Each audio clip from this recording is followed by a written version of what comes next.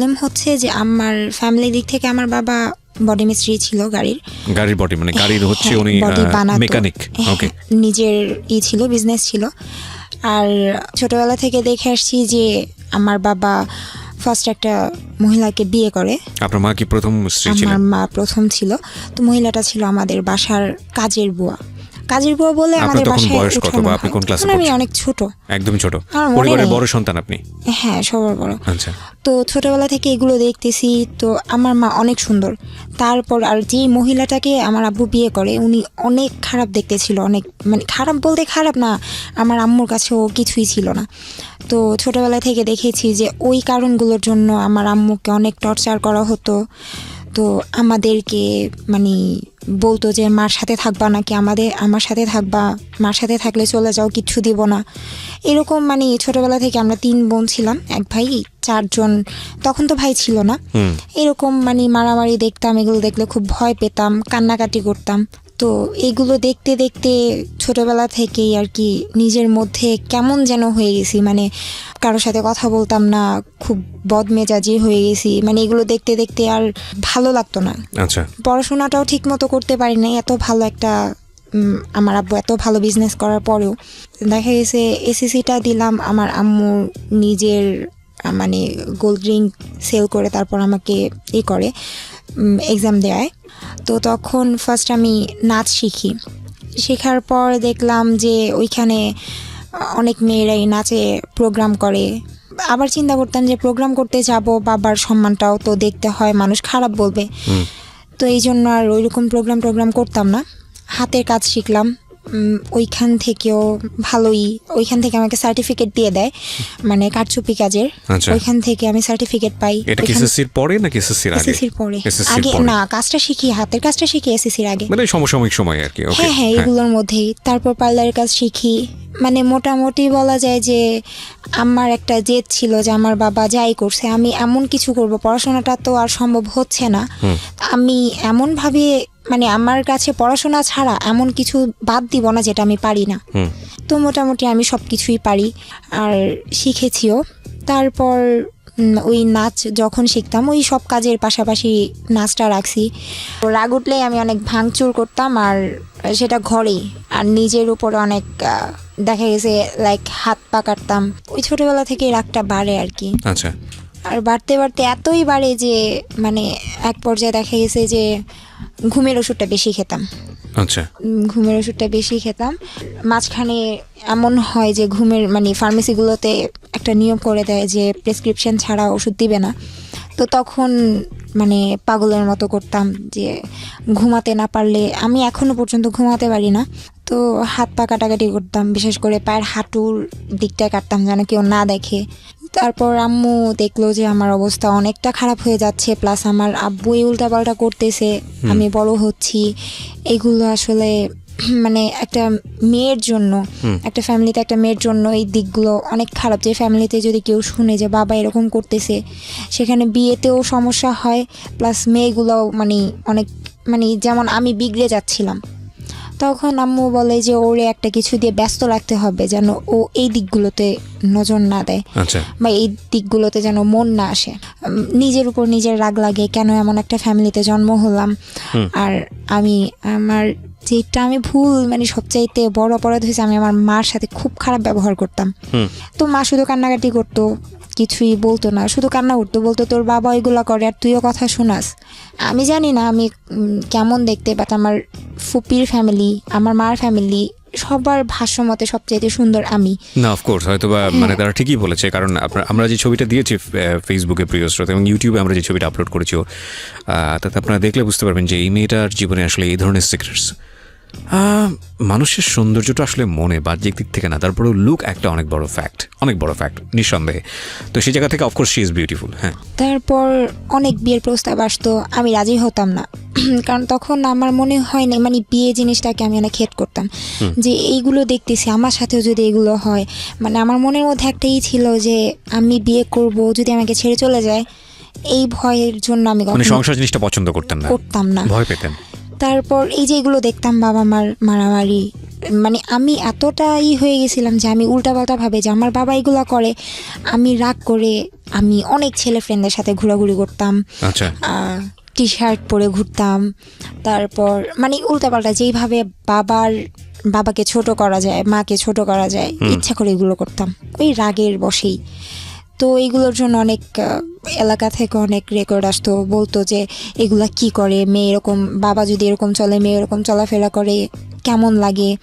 তো বিয়ের প্রস্তাবগুলো আসলে আমি দেখতে আসতো, তারপর আমি বলতাম আচ্ছা আমি ছেলের সাথে কথা বলবো। ছেলের সাথে কথা বললে আমি উল্টাপাল্টা কথা শোনাই দিতাম, আমি না এটা করি, আমি সিগারেট খাই, আমি হাত কাটি, এটা সেটা করি, আমি কিন্তু আপনার বিয়ে করলে এগুলোই করবো। তখন আর ছেলে রাজি হতো না, না করে দিত। মানে ছোটবেলা থেকে একটা জিনিস ছিল যে আমি কখনোই টিচার দিয়ে পড়ি নাই। খো খেলার নাম শুনছেন? জি। ওই খেলাতেও আমি খেলছি। আর 2008 না যেন 9-তে পেপার আমার ছবি আসছিল, আমরা চ্যাম্পিয়ন হয়েছিলাম ওইখান থেকে স্যার ওরা সবাই বলে যে আমি তুমি পড়াশোনা করো। তো তারপর এসএসসি দেওয়ার পর আমি ভাবলাম যে না থাক, আর পড়াশোনা করে লাভ নাই, কারণ দেখা গেছে যে মার উপর অনেক চাপ পড়ে যাচ্ছে। মা এইখান থেকে সেখান থেকে টাকার ব্যবস্থা করতেছে, তো তখন পড়াশোনা বাদ দিয়ে হাতের কাজগুলো করতেছি আর এই যে ফ্রেন্ডদের নিয়ে ঘোরাঘুরি।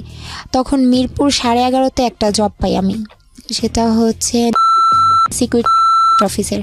Security job? না সিকিউরিটি বলতে উনি আমাকে, অফিসটা ছিল সিকিউরিটি অফিস, তো ওইখানে আমাকে বলছে যে তুমি রিসেপশনে বসবা, শুধু তুমি। আপনি লেখাপড়াটা কি তখন অফ করে দিয়েছেন? হ্যাঁ, অফ করে দিয়েছি। কেন অফ করেছেন? এই সব আচরণের কারণে? এইসব আর দেখা গেছে পড়াশোনা চালাতে পারতেছি না, হচ্ছে না। আর কারণ একটা মেয়ের মানে টিচার ছাড়া অনেক কিছু লাগে, বই খাতা, তারপর সব কিছু, এই জন্যই আর পড়ি নাই।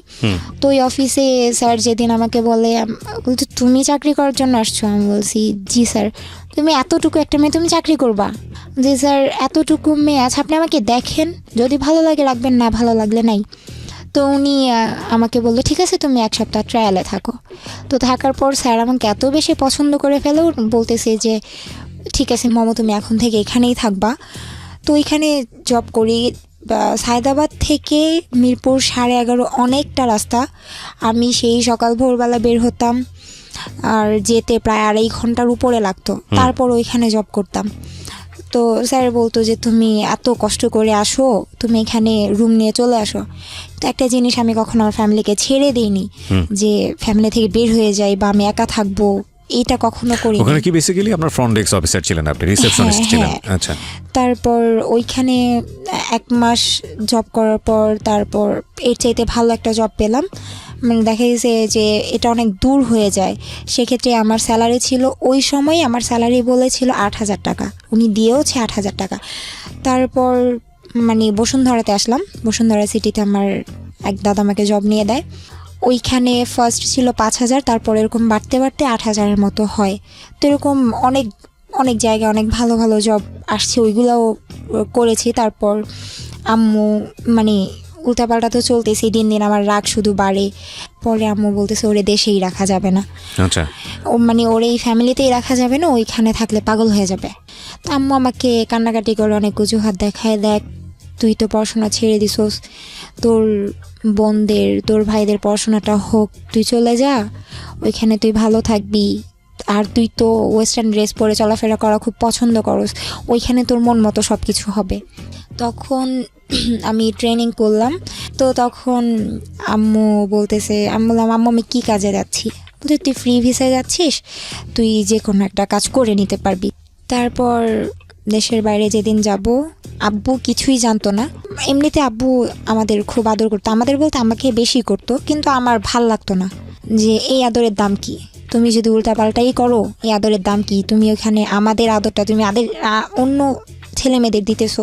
তো এগুলো চিন্তা ভাবনা করতাম। তারপর যেদিন আমি চলে যাব তার আগের দিন আমি ব্যাগ ট্যাগ গোছানো শেষ, আব্বুকে বলতেছি, আব্বু বলতেছি কি বলো, আমার সাথে একটু যাবা? কই যাব? বলছি, তারপর আমি আমার আব্বুর হাতটা ধরে কান্না করে দিছি, বলছি যে আব্বু আমি চলে যাব।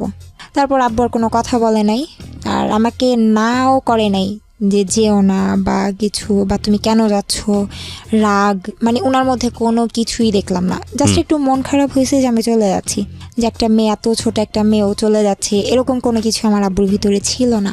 তো এয়ারপোর্ট যখন আমি মানে পুরো রাস্তা আমি কান্না করতে করতে যাচ্ছিলাম। তো এয়ারপোর্ট যাওয়ার পর যখন আমি ভিতরে চলে যাব, আব্বু প্রচণ্ড কান্না করে, মানে আব্বুর কান্নাই ফার্স্ট টাইম দেখি, অনেক কান্না করে। তারপর আমি ওইখানে গেলাম, যাওয়ার পর আমি জর্ডান নামার পর 2টা প্লেন চেঞ্জ করতে হয়। ফার্স্ট আমাকে দুবাই না যেন আবুধাবিতে নামায়, 3 ঘন্টা পর তারপর আবার আরেকটা প্লেনে উঠতে হয়।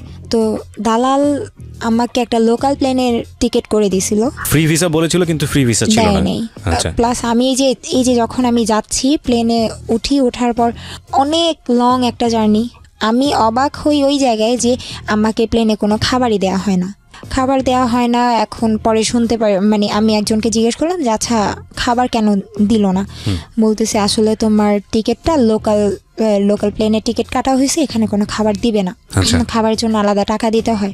ওকে। তো আমি সম্পূর্ণ না খাওয়া ছিলাম। তো যখন আমি ওই দুবাই না যেন আবুধাবি নামাই প্লেনটা, তারপর 3 ঘন্টা আমি একটা বসেছিলাম, প্রচণ্ড ক্ষুধাও ছিল। তারপর একটা ছেলে বসা ছিল, ও দেখলাম যে কয়েন দিয়ে পানি নিচ্ছে, ওই যে ওইখানে মেশিনের মতো থাকে, কয়েন দিলে তারপর পানির একটা করে বোতল বের হয়। তো আমি বলতেছি ভাইয়া একটা কথা বলি, বলতেছি কি, আচ্ছা আমাকে একটু পানি দিলে ভালো হয়। তারপর উনি বলতেছে তুমি কি আসার সময় কোনো টাকা নিয়ে আসো নাই? যে ভাই আমি তো কখনো দেশের বাইরে আসি নাই, আমি কিছুই জানি না। তারপর উনি আমাকে একটা পানির বোতল কিনে দেয়, ওইটা নিয়েই আমি ওইটা অর্ধেকটা খাই, আর বাকিটা আমার সাথে ছিল যে আমি আবার প্লেনে উঠবো, আবার কতটা রাস্তা কে জানে, আবার কার থেকে খাবার চাইবো বা পানি চাইবো। তো ওই সারাদিন প্রায় 6 ঘন্টার উপরে, দ্বিতীয় প্লেনে 6 ঘন্টার মতো না খাওয়া ছিলাম। তারপর একটা এয়ারপোর্ট নামায়, একজন এসে নাম ডাকার পর মানে আমরা যারা আছি তাদের সবাইকে নিয়ে একটা গাড়িতে করে চলে যায়। তারপর ওইখানে আমাকে ফার্স্ট একটা বাসায় দেয়া হয়। তো ওই বাসাটায় হয় মানে একটা প্রবলেম হয় যে একটা বাঙালি মেয়ে নিয়ে আসা হয়। ওইখানে এরকম হয় ফার্স্ট যখন কেউ যায় তখন তার কাজগুলো দেখা দেওয়ার জন্য আরেকটা মেয়ে আসে, যে সেও বাঙালি, পুরনো, হ্যাঁ একটা বাঙালি আসে। তো ও এসে আমাকে বলতেছে, মানে ও আমাকে দেখে অনেক খুশি, আমি অনেক খুশি হই যে আমি একজন বাঙালি পেলাম। পরে বলতেছে ও কি, ওর বাসা কি ওর দেশ কি ফিলিপাইন? পরে বলতেছে যে না ও বাঙালি। মানে আপনাকে দেখে বলছিল যে আপনি ফিলিপাইনের কিনা? হ্যাঁ। তারপর বলতেছে বাঙালি। বউটা বলতেছে, মানে ওই লোকটার ওয়াইফ বলতেছে না তুমি দুষ্টামি করতেছো, বলতেছে না আমি দুষ্টামি করতেছি না, ও বাঙালি। তারপর যখন বাঙালির সাথে কথা বললাম তারপর উনি বিশ্বাস করলো। আর ওই মেয়েটা ছিল, মানে আমি যেই মালিকের বাসায় মানে কাজ করতাম, ওই মালিকের মার বাসায় এই মেয়েটা কাজ করতো, মানে মার বাসা থেকে এই মেয়েকে নিয়ে আসছে আমাকে কাজগুলো দেখা দেওয়ার জন্য। তো তখন মানে কাজ দেখায় দিচ্ছে 2 দিন 3 দিন, অনেক ভালো কাটলো। তারপর আমরা সবাই মিলে ওদের বাসায় বেড়াতে গেলাম, মানে আমার মালিকের মার বাসায়, ওই বাঙালি যে ছিল ওই বাসায় কাজ করে। তো এখানে যাওয়ার পর ও আমাকে ফোন দেওয়া হয়, বলে যে তোমার ফোন আছে? আমি বলছি হ্যাঁ ফোন আছে, কিন্তু সিম কার্ড তো নেই। তো সিম কার্ড কিনে দিল। তো মানে ওই মেয়েটা, ওই বাঙালিটা, ও আর আমি একসাথে রাতে ঘুমাতাম, মানে যখন ওই বাসায় বেড়াতে যেতাম। তো আমার মালিকের মানে বেবি হয়, তো অনেক ছোট নিউবর্ন, তো এই জন্য অনেক দিন প্রায় 15-20 দিনের মতো মার বাসায় থাকা হয়। তো এই 15-20 দিন আমি ওই বাঙালির সাথে একসাথে ঘুমাই, তো একসাথে কাজ করি দুইজনে। আর তারপর দেখতাম ও না অনেক অনেক লং টাইম ফোনে কথা বলতো। তখন বলতাম আচ্ছা তুমি বাংলাদেশে যে কথা বলো, তুমি এত টাকা কই পাও? পরে বলতেছে যে এত টাকা কোথায় পাই, টাকাটা হচ্ছে আমার বেতন থেকে কাটে। আমি বলছি আচ্ছা ঠিক আছে, বেতন থেকে কাটে। তারপর ওর ফোন দিয়ে কয়েকদিন কথা বললাম। পরে একদিন হঠাৎ করে আমি দেখতেছি যে ওর কার্ড শেষ হয়ে গেছে, তারপর মানে ফোনের কার্ড শেষ হয়ে গেছে, ও আবার ফোনের কার্ড আনছে। বললাম তুমি টাকা কই পাইছো? পরে বলতেছে যে একটা কথা বলি, কাউরে বলবা না তো? আমাকে তুই করেই বলতো, যে তোর ফ্রেন্ডের মতো ছিলাম। বলতেছে কাউকে বলবি না। বলছে আচ্ছা ঠিক আছে বলবো না, বলো, আমি আরবি ভাষা জানি না, আমি কিভাবে বলবো? পরে ওই মেয়েটা মানে বলতেছে যে আমি টাকাটা যখন আমার মানে মালিকের মানে মালিককে তো বাবা বলা হয় আর মহিলাকে মামা বলা হয়, বলতেছে আমি বাবার প্যান্টের পকেটে পাইছি। তুমি প্যান্টের পকেটে পাইছো কেন, টাকাটা ফিরিয়ে দিলা না? বলতেছে যে পাইছি, এটা ওনাদের হিসাবের মধ্যে নেই, আর আমারও তো কার্ড শেষ হয়ে গেছে এই জন্য। পরে আমি আর কিছু বলি নাই, ভাবলাম যে আমি একটা বাঙালি হয়ে তো আরেকটা বাঙালির ক্ষতি করেও লাভ নাই, প্লাস আমি ভাষাও জানতাম না। তো একটা পর্যায়ে মানে ওর সাথে চলতে চলতে এতটা ক্লোজ হয়ে যায়, ও আমাকে সব সত্যি বলে দেয় যে ও 2-1 দিন পর পরই ওই মালিকের ঘর যখন গুছাতে যেত তখন ওই মালিকের পকেট থেকে টাকা চুরি করতো। আমার মালিক ফুল অনেক পছন্দ করতো। তো বলতো কি যে মানে ওই বাঙালি মেয়েটা বলতো যে আমি আর মমো দুইজন গিয়ে আপনার জন্য ফুল নিয়ে আসি, এইটা বলে ও আমাকে নিয়ে বাইরে যেত। বাইরে গিয়ে অনেক দূরের একটা রাস্তা, মানে যেতে হেঁটে যেত প্রায় 20 মিনিটের মতো লাগে। এত দূরেও যেত, প্রায় 5টা-6টা করে কার্ড নিয়ে আসতো, মোবাইলের রিচার্জ কার্ড। জি। তারপর ও আমাকে বলে দেয় সবটা যে আমি এইভাবে টাকাগুলো নেই। তারপর আমি অনেক রাগ করি যে আমি এখন বলে দিব যেভাবে পারি। ওনার আমার ভাষা না বুঝুক, আমার ইশারা তো বুঝবে, আমি বলে দেব সব। তারপর মেয়েটা আমার প্রায় এক পর্যায়ে পা ধরে কান্না করে। তারপর আমি ওরে অনেক মারি, মানে আমি নিজেই ওরে মারছি। মানে অনেক রাগ লাগে আমার যে এরকম, ওর জন্য তো আমাকেও তো ভুল বুঝতে পারে যে আমি যে সত্যি কথাগুলো বলতেছি না, এই জন্য হয়তো আমারও বিপদে পড়তে হতে পারে। তো ওরে আমি মারার পর ও বলতেছে তুই আমার মারছস, আমার কষ্ট নাই, তুই শুধু বলিস না। তারপর আমার অনেক মায়া হয়, আমি আর কিছু বলি নাই। 2 দিন পরে আমরা আমাদের বাসায় চলে আসি, ওর বাসায় চলে আসার পর আমার মালিককে আমি বলতেছি যে আমার যে কার্ড দেওয়ার কথা, আমার ফোনে তো টাকা নেই, আমার ফোনের কার্ড দেন। উনি বলতেছে যে তোমার কার্ড কেন দিব, তুমি তো কার্ড নিছই। বলছি কার্ড নিছি মানে আমি ওনারে যেভাবে পারতেছি বুঝায় বলতেছি। তখন ইংলিশে যতটুকু পারতেছি বুঝাইতেছি, প্লাস সাথে আরেকটা মেয়ে ছিল নিচতলায় কাজ করতো, তো ওনার দিয়ে বুঝাইতেছি। এখন বলতেছে যে শারমিন, তো বলতেছে মানে ওই মেয়েটার নাম শারমিন বলতেছে যে তুমি ওর কার্ড নিয়ে নিছো, প্লাস তোমার এত বড় সাহস, তুমি আমার বাবার পকেট থেকে টাকা চুরি করছো। আমি জাস্ট মানে আকাশটা আমার মাথার উপর ভেঙে পড়ছে যে আমি কি করলাম। মানে ওই মেয়েটা বুঝাইছে যে আমি ওই লোকের পকেট থেকে টাকা চুরি করছি, অথচ আমি ভাষাও জানতাম না, এই জন্য বুঝায় বলতে পারতেছিলাম না। এটা বলার পর আমি প্রচণ্ড কান্নাকাটি করি, বলি যে আমি এটা করি নাই। পরে উনি বলতেছে যে ওনাদের পাশে একটা ফ্ল্যাটের কাজ চলতেছিল, উনি বলতেছে যে ওরে নিয়ে এই ফ্ল্যাটের মধ্যে বন্ধ করে রাখো, আগামীকালকে পুলিশ আসবে, তারপর যা হওয়ার হবে। বেসিক্যালি আপনার কাজটা কি ছিল এখানে? ভাষার কাজ। তো মানে আমি তো প্রথম মানে ওইখানে নতুন, যেহেতু মাত্র 15 দিন হয়েছে আমি আসছি, এর মধ্যে এত কাহিনী হয়ে গেছে। তো ওনার আমি বুঝাইতেই পারতেছি না যে আসলে এই কাজটা আমি করি নাই। আমি ওনাকে বোঝানোর ট্রাই করতেছিলাম যে আসলে আপনাদের এখানে দোকান কই, আমি তো চিনিই না। ও আমাকে নিয়ে গেছে দোকানে, আর ওই দোকানদারের কাছে আপনি একবার চলেন, আপনি জিজ্ঞেস করেন কার্ড কে নিত, আমি না ও। আসলে কথাগুলো তো বুঝায় বলতেই পারি নাই। বুঝায় বলতে পারলে হয়তো বা উনি দোকানদারকে জিজ্ঞেস করলে দোকানদার সত্যিই বলতো। তো আমি ওনার কিচ্ছু বলতে পারতেছি না, উনি জাস্ট আমাকে হাত ধরে টেনে পাশের ফ্ল্যাটে নিয়ে তালা মেরে দেয়। তারপর আমি অনেক কান্নাকাটি করি। ওই খালি রুমটার মধ্যে, এত বড় একটা ফ্ল্যাটের মধ্যে, মানে শুধু মার কথা মনে পড়তেছিল যে মার সাথে এত খারাপ ব্যবহার করছি। তো শুয়ে শুয়ে শুধু কান্না করতেছিলাম। তো কখন সকাল হবে, সকালে কি হবে এটার জানার জন্য। তো অনেক রাত হয়ে যাওয়ার পর দেখে যে আমি অনেক কান্নাকাটি করতেছি, ওনারা এনে আমাকে ওই ফ্ল্যাট থেকে এনে ওনাদের পাশে একটা রুমের মধ্যে আবার তালা মেরে দেয়। জি। তালা মারার পর সকাল 10টা বাজে, আমি কান্না করতে করতে কখন ঘুমাই গেছে আমি বলতে পারি না। পরদিন সকাল 10টা বাজে আমার ঘরের তালাটা খুলে, আমি টের পাইনি, আমি ঘুমাইছিলাম। তো হঠাৎ করে মানে আমি ফিল করি যে আমার বুকের উপরে কেউ পাড়া দিয়ে দাঁড়ায় আছে। সেটা হচ্ছে ওই যেই মেয়ের বাসায় আমি গেলাম, মানে আমার মালিকের বাবা, ওই মেয়েটার মালিক এসে আমার বুকের উপরে পাড়া দিয়ে দাঁড়াইছে। তারপর আমি সহ্য করতে পারতেছিলাম না, উনি আমাকে ধরে উঠানোর পর উনি আর ওনার ওয়াইফ মিলে, মানে আমার মালিক কিছু বলে নাই, আমার মালিক শুধু গালাগালি করতেছিল। আর ওই মেয়ে, আমি তাকায় দেখতেছিলাম ওই মেয়েটা খুব ভালো পোশাক পরে হাসতে আসতেছে। ওর ভাষা মানে ওরে আমি বাংলায় বলতেছি যে প্লিজ তুই এই কাজটা করিস না, তুই সত্যিটা বলে দে আমি এটা করি নাই। ও বারবার বুঝাইতেছিল যে আমি টাকা চুরি করছি। ওই সময়ে মানে বলা যায় এমনভাবে ওরা মারে, মানে আমার লাইফে মনে হয় কোনোদিন আমি এত মার খাইনি। আপনার গায়ে হাত তোলে? 2জন, হাজব্যান্ড ওয়াইফ 2জন একসাথে। তারপর আমার বুকের মধ্যে লাথি দিছিল।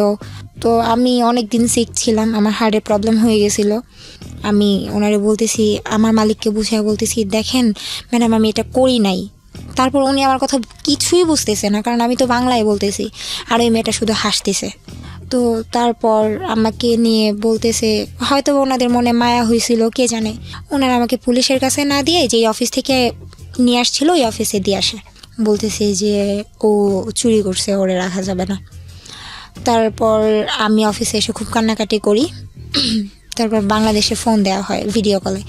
বাংলাদেশে যেই দালাল আমাকে পাঠাইছে ওই দালালের কাছে ফোন দেওয়া হয়, কিন্তু দালাল আমার সাথে কথা বলে না, আমার আম্মুকে ডাক দিয়ে আনে। তারপর আমি খুব কান্নাকাটি করে বললাম যে মা, এরকম এরকম কাহিনী, আমি চুরি করি নাই, তুমি তো জানোই আমি কেমন, হয়তো একটু বদমেজাজি, কিন্তু এরকম আমি কোনো দিন আমার দ্বারা সম্ভব না। তারপর বলতেছি ঠিক আছে মা, দেখি কি করা যায়। তারপর থেকে আর আমার আম্মু আব্বু কারোর সাথে কথা হয় না। তারপর একটানা 10 দিন এই অফিসে, একটা অফিসের মধ্যে 3টা পুরুষ থাকে, 3টা পুরুষের মাঝখানে এইভাবে বসে থাকা, সারা দিন না খেয়ে বসে থাকা। রাতে এই 10 দিন আমাকে সারাদিন অফিসে রাখতো, আর রাত হলে মানে যে কোনো একটা বাসায় নিয়ে যেত। ওই বাসায় আমাকে বলতো যে রাতটা এখানে থাকো, সকালে আমি আবার নিয়ে যাব। তো এক এক বাসায় দিয়ে আসতো। আমার মনে আছে যে আমি এমনও বাসায় আমাকে দিয়ে আসছে যে বাসায় ওয়াশরুমের পাশে বিছানা করে শুতে দিছে। আর প্রচণ্ড ঠান্ডা ছিল, মানে শীতের দিন ছিল, আর ওই দিকে তো এমনিতেও অনেক ঠান্ডা, মানে ওই অবস্থাতে সহ্য করতে পারতাম না। একটানা 10 দিন এরকম, মানে কোনো রকম খাবার তো খেতে পারতাম না, ঘুমাতে পারতাম না, অনেক ঠান্ডা ছিল। কারণ ওদের হিটার ছিল রুমের মধ্যে, আমাকে শুতে দিত ঘরের বাইরে ওয়াশরুমের পাশে, ওইখানে কোনো হিটার ছিল না। ওইভাবেই 10 দিন থাকার পর ওরা আমাকে বাংলাদেশে পাঠিয়ে দেয়। তারপর আবার এখান থেকে বাংলাদেশে পাঠানোর পর আবার বলতেছে তুমি আসছো 15 দিনের জন্য, আসছো 15 দিন পর তুমি আবার চলে যাবা। তো আবার আমাকে পাঠিয়ে দেওয়া হয়। তারপর আমি এই যে একেবারে যে বাসায় 3 বছর ছিলাম ওই বাসায় থাকি। তো ওই বাসার মালিক এমনিতেই খুব ভালো, মানে মহিলাটা অনেক ভালো ছিল, ওনার কাছে আমি সব কিছু বলি। ও তার সাথে বড় কথা, একদিন হয় কি, যে বাসা আমাকে মারধর করা হয়, ওই যে বাসার থেকে আমাকে দেশে পাঠানো হয়েছে, ওই বাসায় একটা ছেলে ছিল। তো ওই ছেলেটা একদিন আমার হাত ধরে আমাকে বলতেছিল যে I like you, come with me, ওর সাথে ওর রুমে যেতে বলতেছিল। তো আমি ওই বাঙালি মেয়েটার দিকে তাকাচ্ছিলাম, আমি বলছি ও কী বলতেছে এগুলো, ওর সাথে আমি কিভাবে কি, মানে এটা কোনোদিনও সম্ভব না। ছেলেটা আমার হাত ধরে প্রচণ্ড রকমের টানাটানি করতেছিল।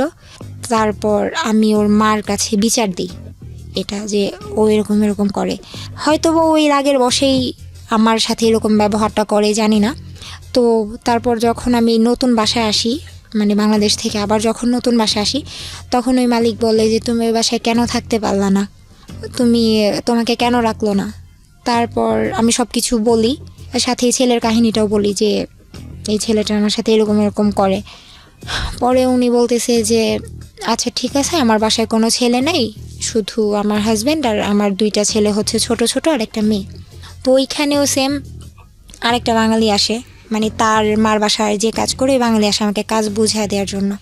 তো ওই বাঙালিটা অনেক বয়স্ক মুরব্বী ছিল, উনি আমাকে কাজ দেখায় দেয়। তো ওই সময় আমাকে ফোন দেওয়া হয়, বলে যে তুমি ওয়াইফাই কাকে বলে, তখন আমি বুঝতাম না। তো এখানে আসার যখন বুঝি যে ওয়াইফাই কি, তখন আমি একদিন ওনাকে বলি যে ম্যাডাম আপনার, তখন তো মোটামুটি আরবি ভাষা জানি, তখন বলতেছি ম্যাডাম আপনার ওয়াইফাই পাসওয়ার্ডটা আমাকে দেন। উনি দিবে না, উনি বলতেছে যে এত টাকা খরচ হয়, এটা হয় সেটা হয়, দেয়া যাবে না, তুমি সারাদিন মোবাইল নিয়ে পড়ে থাকবা। মানে ওই বাসার মহিলা ছিল পুলিশ, আর মহিলার হাজব্যান্ড ছিল লয়ার। তো দুইজনেই বাইরে থাকতো, ছেলে মেয়েগুলো আমার কাছে থাকতো। ওয়াইফাই যেদিন নেয় লাইনটা, সেদিন আমি দেখি একটা কাগজের মধ্যে উনি আরবিতে পাসওয়ার্ডটা লিখতেছে। আচ্ছা, আরবিতে লিখতেছে, আরবি বলতে পারি, বাট আরবিতে ওরা নাম্বার যে কী লিখতেছে সেটা তো বুঝতেছি না। তারপর ওই নাম্বারটা আমি নিয়ে, মানে আমি লিখলাম, সেম ওইভাবে লিখে বাইরে গেলাম। মানে ওই বাচ্চা মেয়ে যাকে আমি রাখতাম, ওই বাচ্চা মেয়েটা বলতেছে যে আমি চকলেট খাবো, বাইরে যাব।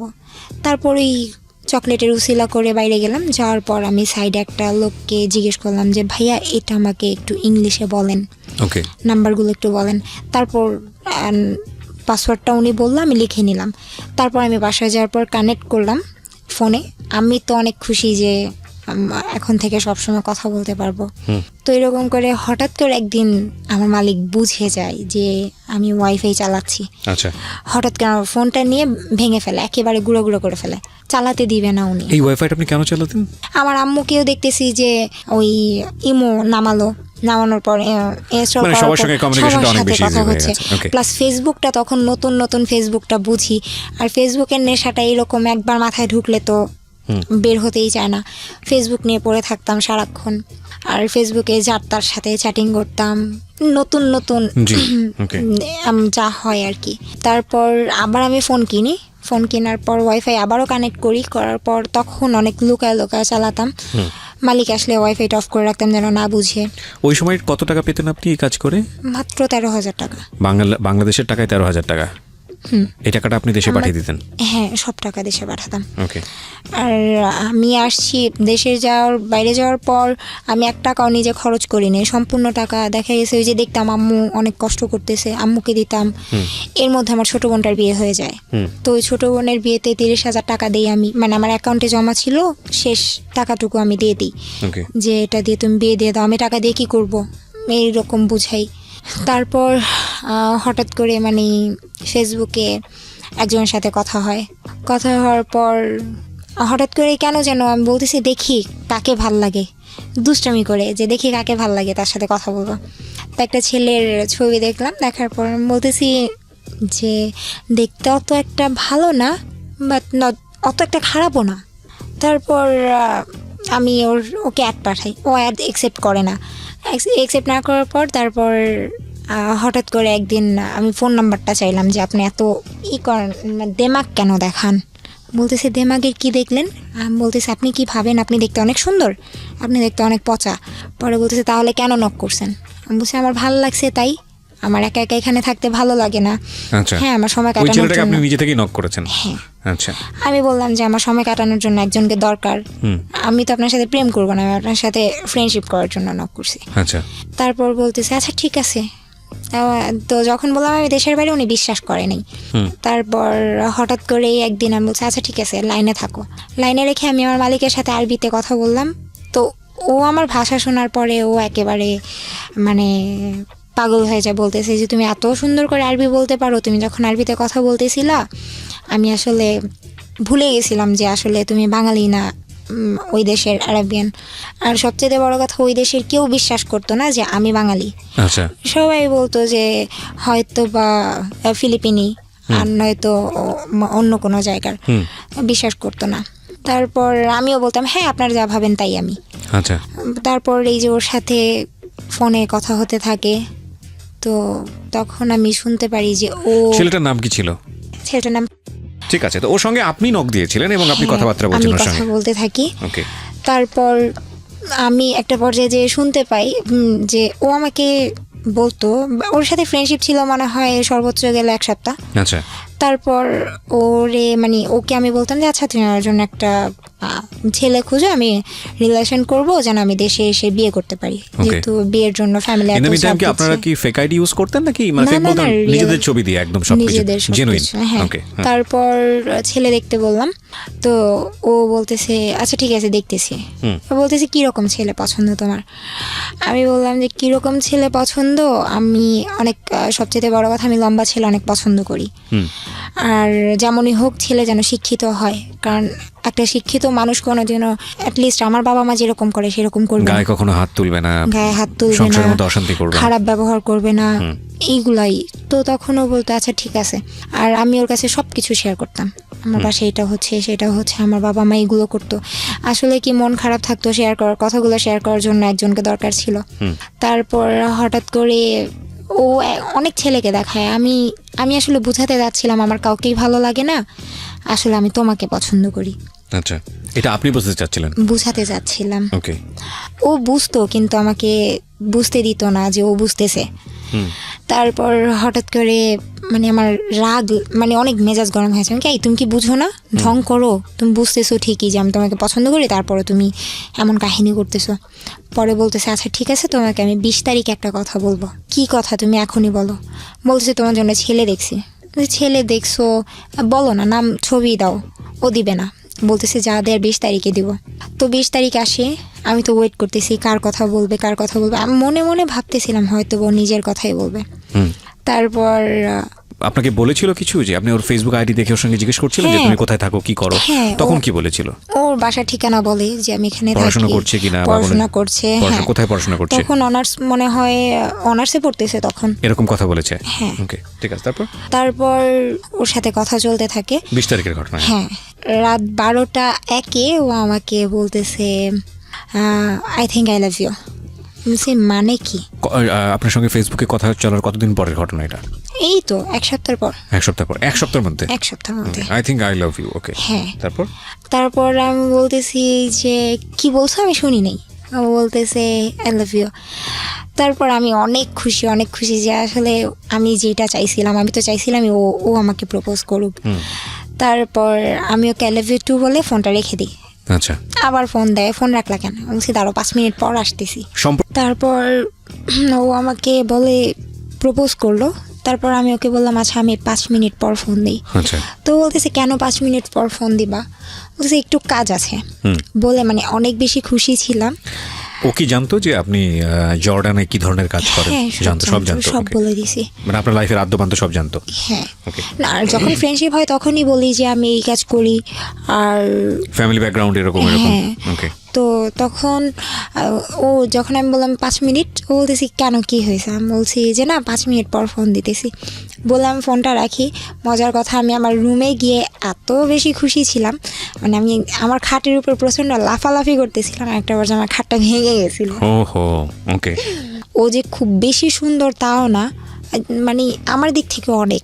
আচ্ছা। তো ওর সাথে রিলেশন হওয়ার পর আস্তে আস্তে মানে ওর সাথে কথা চলতে থাকে। তো এর মধ্যে হঠাৎ করে একদিন বলতেছে, না সারা রাত কথা বলতো, আমরা দুইজন একসাথে কথা বলতাম ভিডিও কলে। টাইমের একটা ব্যাপার ছিল যে বাংলাদেশের 4 ঘন্টা ডিফারেন্স ছিল। মানে আগানো না পেছানো? আগানো ছিল। ওরা ছিল আগানো, হ্যাঁ। আচ্ছা, ওকে। বাংলাদেশ ছিল আগানো। তো এখন আমি যখন ফোন দিতাম আমার এখানে যদি রাত 10টা বাজতো, ওর এখানে প্রায় অনেক রাত হয়ে যেত। তো এখন ভিডিও কলে ও কি করতো, ভিডিও কলে আমার সাথে লাইনে থাকতো। আমি বলতাম যে আমি সারাদিন এত কাজ করছি, আমার খুব খারাপ লাগতেছে, আমি একটু ঘুমাই। আচ্ছা। ও বলতেছে হ্যাঁ ঘুমাও। ও লাইনে থাকতো, আমি ফোনটা এক সাইডে রেখে আমি ঘুমিয়ে যেতাম। মানে এমন ভাবে রাখতাম যেন ও আমাকে দেখতে পারে। ওকে। তো মানে এইভাবে সম্পর্কটা এরকম ঘুমাতাম। পর্যায়ে ছিল? হ্যাঁ, এত ভালো ছিল। ইভেন আমি যখন গোসল করতে যেতাম, ও বলতো যে আমি লাইনে আছি, তুমি 24 ঘন্টা আমাকে লাইনে রাখবা। তো তখনও আমি বেসিনের উপর ফোনটা রেখে আমি আমার মতো গোসল টোসল শেষ করে ঘরে আসতাম। মানে এটা কি, মানে এরকম একটা সেনসিটিভ মুহূর্ত ওকে আপনি সাথে রাখতেন? হ্যাঁ, মানে 24 আওয়ার্স আমার সাথে থাকতো। ওকে, তো ওকে। তারপর খাওয়া দাওয়া সব কিছুতেই। তো হঠাৎ করে একদিন দুপুর দিকে কথা বলতেছি, তো ও আমাকে মানে অন্যরকম একটা কথা বলে যে যেটা ভিডিও কলে, হ্যাঁ ও আমার সাথে লাইনে থাকতো সব সময়, বাট যেটা হতো যে ফোন সেক্স বলতে যেই ব্যাপারটা হয় সেটা ফার্স্ট ও আমাকে বলে যেদিন, সেই দিন ওর সাথে আমি ফোনে কথা বলতেছি আর আমার হাত পা কাঁপতেছিল। আমি বলছি যখন আমি তোমার সাথে ভিডিও কলে কথা বলি তখন তো আমি তোমার দিকে তাকাই না, আমি আমার মতো কাজ করতে থাকি, এই জন্য অত একটাই লাগে না। তো কথা বলতে বলতে হঠাৎ করে মানে আমার হাতে একটা ব্যাগ ছিল, ব্যাগের মধ্যে মানে ওই বাচ্চারা খেলে না, ওরা মনে হয় গ্লাস ভেঙে রেখে দিছিল। তো ওইটার সাথে ওর সাথে ফোনে কথা বলতে বলতে আমি এতই হয়ে গেছি, ওইটার সাথে লেগে আমার ডান পায়ের এই যে হাঁটুর নিচে এই জায়গাটায় এতটা কাটে, মানে আমি টেরও পাই না, মানে কেটে গেছে অলরেডি, মানে একদম রক্ত দিয়ে ভেসে যাচ্ছে, আমি বলতে পারি না, বাসায় কেউ ছিল না। তো হঠাৎ করেই আমার এমন একটা অবস্থা, ওর আমি বলতেছি আচ্ছা আমি একটু আমার কেমন যেন লাগতেছে, বলতেছি কি হয়েছে, আচ্ছা পাটা এত গরম লাগতেছে কেন? তখনও ওর সাথে আমি লাইনে কথা বলতেছি, বলছে কেন তুমি কি করতেছো? না কিছু করি না, আমি পায়ে না একটু আগে ব্যথা পেয়েছি। বলছে কিভাবে ব্যথা পেয়েছো? বলতেছে দেখো কি হয়েছে। যখন আমি পায়ের দিকে তাকাই, ফার্স্ট আমার ফ্লোরের দিকে চোখ যায়, যেমন ফ্লোরটা পুরো একদম ব্লাড দিয়ে যাতা অবস্থা। তো আমি আমার পাটা কাপড়টা উঠায় দেখতেছি পা থেকে, মানে রেলে কাটা লাশ যেরকম হয়ে যায়, একদম মাংসটা ভিতর থেকে একেবারে কেটে যায়, এইরকম একটা অবস্থা হয়ে গেছে। অথচ আমার হুশই নাই, ওর সাথে কথা আমি এত ব্যস্ত। তো ওইটা দেখার পর আমি অনেক জোরে চিৎকার করি, বাসায় কেউ ছিল না, বাচ্চাগুলো স্কুলে ছিল। তো ও তখন চিৎকার শুনে ভিডিও কল দেয়। তো ভিডিও কলটা আমি রিসিভ করার পর ওকে আমি দেখানোর পর ও কান্নাকাটি করতেছে, কি হয়েছে, তাড়াতাড়ি পা বাঁধো। তো সাথে আমার একটা কাপড় ছিল, হেজাব ছিল, হেজাবটা খুলে আমি পাটা বাঁধি। তারপর এক পর্যায়ে ওইটা দেখার পর আমি সেন্সলেস হয়ে যাব এমন অবস্থা। ও শুধু আমার ফোনটা তো আমার হাতেই ছিল, ও আমাকে বলতেছে যে গেটটা খুলো, চিৎকার করে আমাকে ডাকতেছে, মামা গেটটা খুলো, গেটটা খুলো। তুমি যদি এখন গেটটা না খোলার, যদি তুমি এইভাবে এই বন্ধ ফ্ল্যাটের মধ্যে যদি তুমি সেন্সলেস হয়ে যাও, হয়তো বা ব্লিডিং হতে হতে তুমি মারাও যেতে পারো। রাইট। তো আমি বারবার আমার পায়ের দিকে তাকাচ্ছি আর চিৎকার করতেছি। তারপর কোনো রকমের মানে পড়ে গেছি আমি মাটিতে। ও আমাকে ডাকতেছে, বলতেছে যে তুমি যদি এখন না উঠে গেটটা যদি না খুলো, তোমার সাথে আমার কোনো সম্পর্ক রাখবো না। এইটা শোনার পর আমি কিভাবে যে উঠছি আমি নিজেও জানি না, আমি গেটটা খুলছি। খোলার পর 4 তলায় আমার ফ্ল্যাটটা ছিল, আমি নিচে গেছি। নিচে যাওয়ার পর তারপর আমাকে ওই একজন দেখার পর আমাকে হসপিটালে নিয়ে যায়। তখন ও ফোনটা রাখে যে আমি হসপিটালে যাচ্ছি। ওই পর্যন্ত যতক্ষণ ওর সাথে কথা বলতেছিলাম ভালো ছিলাম। যখন হসপিটালে যাওয়ার পর আমার পায়ের কাপড়টা খুলে, তারপর আমি দেখার পর একেবারে সেন্সলেস হয়ে যাই। ওকে। তো তখন ডাক্তার অনেক অবাক হয় যে তুমি এত বড় একটা অ্যাক্সিডেন্ট নিয়ে তুমি এখন এই মুহূর্তে এসে সেন্সলেস হইলা, তার আগে পর্যন্ত তুমি কিভাবে ঠিক ছিলা। আমি জানি না, না এরকম শক্তি আছে, লাভের এরকম শক্তি আছে, এর চেয়ে বড় বড় শক্তি আছে, আমি এটা আমার জানি জানা না। আছে। তারপর বাসায় আসার পর ওদের এখানে একটাই হচ্ছে যে যত বড় দুর্ঘটনাই ঘটুক, ওরা চিকিৎসা করাবে, বাট তার 5 মিনিট পর থেকে কাজ করতে হবে। পা কাটা নিয়ে কাজ করতে হচ্ছে, হাঁটতে পারি না, সব কিছু করতেছি। তো ও তখনও পর্যন্ত ভিডিও কলে থাকতো সবসময় 24 ঘন্টা। তারপর দেখা গেছে এই যে জ্বর আসতো রাতে অনেক, কাটা পায়ের জন্য। তারপর ও লাইনে থাকতো, বলতো যে শান্ত হও, আমাকে সান্ত্বনা দিত, মানে অনেক 24 আওয়ার্স কোম্পানি যেটাকে বলে। হ্যাঁ। খেয়াল করবেন, যারা শুনছেন তারা খেয়াল করবেন, বিশেষ করে টিনেজার যারা, মানে এই ফেসবুক, ইউটিউব, ভাইবার, হোয়াটসঅ্যাপ, ইমো বা আরও সকল যে অ্যাপ্লিকেশনগুলো আছে যারা ব্যবহার করেন র্যান্ডামলি, এবং এগুলো কি যারা সম্পর্কের বিশ্বস্ততার জায়গা, এগুলো তো আসলে টুল মাত্র না, একটা টেকনোলজি, এগুলোর তো কোনো দোষ নাই, দোষটা হচ্ছে আমাদের। সো সিক্রেটস যেহেতু, তার মানে বুঝতেই পারছেন ঘটনা অন্যদিকে মোড় নেবে। অবশ্যই খেয়াল রাখবেন যে সম্পর্কের যে জায়গাটায় ওরা আছে সেটা হচ্ছে সবচাইতে পবিত্রতম ফিলিংস, এবং সবচাইতে পবিত্রতম ফিলিংস বলতে আমি যেটা বোঝাচ্ছি না, সৃষ্টিকর্তার প্রতি যে ফিলিংস আমাদের থাকে সেটা হচ্ছে সবচেয়ে পবিত্র ফিলিংস। তারপরে যদি আমরা বলি যে প্রেম, প্রীতি, ভালোবাসার সম্পর্কের জায়গাটা, এবং সেটাও যদি রিলিজিয়াস জায়গা থেকে বলি সেটার একটা ডিফারেন্ট শেপ আছে, কিন্তু আমরা যদি ইন জেনারেলি বলি তাহলে মানুষের মনের মধ্যে যেই মারাত্মক রকমের ফিলটা জন্ম হয় সেটা ভালোবাসলেই জন্ম হয়, এবং সেটা দ্বিপাক্ষিকভাবেই যখন খুব অনেস্টির জায়গায় থাকে সেটা খুব চমৎকার একটা ফিলিংসের জায়গা। তো সেই জায়গাটায় আছে হচ্ছে গল্পটা, এবং খেয়াল রাখবেন এটা অনেকের জীবনেই ম্যাচ হবে। আজকের এই সিক্রেটসটা অনেকের সাথেই মিলে যাবে। বলুন তারপর সবসময় থাকতো ফোনে। আস্তে আস্তে সুস্থ হই। আর এইদিকে ওর প্রতি আমি এতটাই অ্যাডাক্টেড হয়ে যাই যে আমার এইদিকে কাজে মন নাই, কাজ করতে পারতাম না ঠিক মতো, ম্যাডাম এসে রাগারাগি করত। তো তারপর ওর সাথে মানে এরকম কথা হতো, আর কাজের অনেক তো ব্যাঘাত ঘটতই। তারপর আস্তে আস্তে ওকে আমি দেখতাম যে রাতের পর রাত ও জেগে থাকতো, দিনের পর দিন জেগে থাকতো। তো একদিন আমি বলতেছি, আচ্ছা তুমি এত সারা দিন রাত না ঘুমিয়ে কেমনে থাকো, একটা মানুষ কিভাবে সম্ভব, কিভাবে তুমি এভাবে থাকো? পরে বলতো যে না, তোমার অনেক লাভ করি, তোমার সাথে থাকতে পারি না, এটা সেটা, এই জন্য। তো আমি অনেক খুশি যে এরকম একটা মানুষ আমি পাইছি যে নাকি আমাকে অলওয়েজ সাপোর্ট করে। তারপর হঠাৎ করে একদিন দুষ্টামি করে বলতেছে, আচ্ছা তুমি যদি কখনো শুনো যে আমি ইয়াবা খাই, তুমি কি করবা? তো তখন আমি খুব বেশি চিৎকার করে কান্নাকাটি করি, আর নিজে নিজে বলতে থাকি যে কি করলাম আমি, এটা যে আমার লাইফে একজনকে লাভ করলাম, ছেলেটাই বলছিল যে আমি যদি ইয়াবা খাই তখন কি করবা, মানে আমাকে বুঝাতে যদি। তো তখন আমি অনেক কান্নাকাটি করি। পরে বলছে, এই বোকা মেয়ে, শোনো, আমি অনেক সুন্দর করে গুছায় মিথ্যা কথা বলতে পারি। তো আমি বলছি গুছায় মিথ্যা কথা বলতে পারি মানে, বলছে এই যে মাত্র মিথ্যা কথা বললাম তুমি ধরতেও পারলা না, দুষ্টামি করলাম। তো এরকম মাঝে মাঝে অনেক কিছু দুষ্টামির মাধ্যমে আমাকে অনেক কিছু বলতো। তারপর ও বলতেছে তারপর আমি বলতেছি আচ্ছা তুমি না ঘুমায় কিভাবে থাকো, তারপরে সত্যি কি তুমি আবার খাও? বলতেছে আরে বোকা না, আমি সব করি না। তারপর রিলেশন যখন আস্তে আস্তে ডিপ হতে থাকে, তো একটা পর্যায়ে ও আমার কাছে সব কিছু স্বীকার করে যে হ্যাঁ আমি এটা করি। তো তখন আমি বলছি দেখো আমি তোমাকে এতটাই লাভ করে ফেলছি, এখন তুমি যদি এর চাইতেও বড় কিছু করো আমি তোমাকে ছাড়তে পারবো না, বাট তুমি এটা ছেড়ে দাও। পরে ও আমার সাথে রিলেশনের পরও বলতেছে আমি এখন অনেক হ্যাপি, আমি আগে অনেক একা ছিলাম, তুমি আসার পর অনেক ভালো আছি। তো আমিও খুশি, ও খুশি, দুইজনে খুব ভালো চলতেছে। ওর ফ্রেন্ডদের সাথেও আমার কথা হতো, গ্রুপ চ্যাট হতো, সবাই একসাথে কথা বলতাম, ফোনে কথা বলতাম, তো দুষ্টামি করতাম। এখন ও আবার আমাকে ওর লাইফের কিছু স্টোরি বলতো, একটা মেয়েকে অনেক লাভ করতো, মেয়েটার সাথে অনেক কিছু হয়েছে। তো এরকম অনেক মেয়ের কাহিনী আমি শুনছি ওর থেকে। শুনতে শুনতে শুনতে শুনতে কতগুলা মেয়ে যে হয়েছে হিসাব নাই, প্রত্যেকটার সাথে ফিজিক্যাল করছে। এগুলো বলেছে আপনাকে? হ্যাঁ। ওকে। তো আপনার খারাপ লাগতো না এগুলো শুনলে? কান্না করতাম, বুঝতে দিতাম না। তারপর আবার মনকে বুঝাতাম আসলে ও তো আমাকে সত্যিটা বলতেছে, এটাই বেশি।